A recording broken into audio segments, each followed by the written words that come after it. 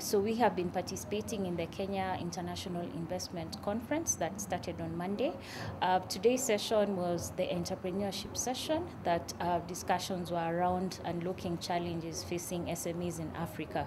So discussions have been around access to finance, challenges that are facing businesses in terms of even collaterals, accessing collaterals to support the financing businesses are seeking, the SME support that is actually available, access to markets.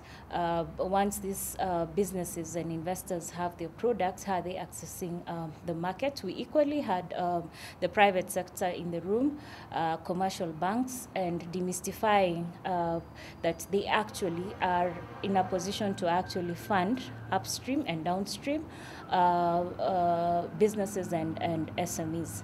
The greatest challenge that faces SMEs is actually access to finance, and I believe cost of finance is actually the problem, because access to finance, the financing is actually there. I don't think we are having challenges with liquidity. The challenge we have is the affordability of the finance and whether businesses can actually then be able to absorb the kind of funding that is in the market. So if we're able to sort out, and I believe the government has tried to do this, especially central bank, with introducing the risk-based lending, therefore making you access financing based on your credit rating, meaning if you are credit worthy, you access affordable financing. The more risky you are, the more expensive the debt you actually get. Equally, the various instruments available of financing businesses, I think those were discussions we're having today.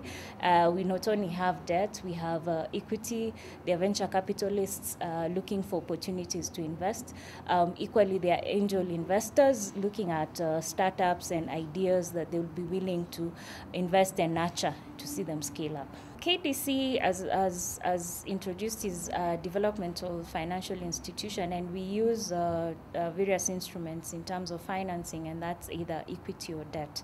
The investments we get into, actually for us, we get into the purpose of de-risking those investments so that private sector then is able to come in and invest in them. So as soon as we realize an investment is actually mature and attractive to private sector, we then exit as government. So we have various investments that have since matured, and we believe there are good opportunities for private sector investors to actually take up those opportunities.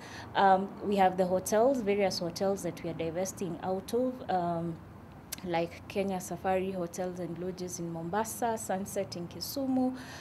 We have golf hotels in Kakamega. These are mature investments that now are ripe for us to exit. We equally have other opportunities of investments from the private sector space, and this is like in the health sector, pharmaceuticals. We also have fintech companies that are looking for investors.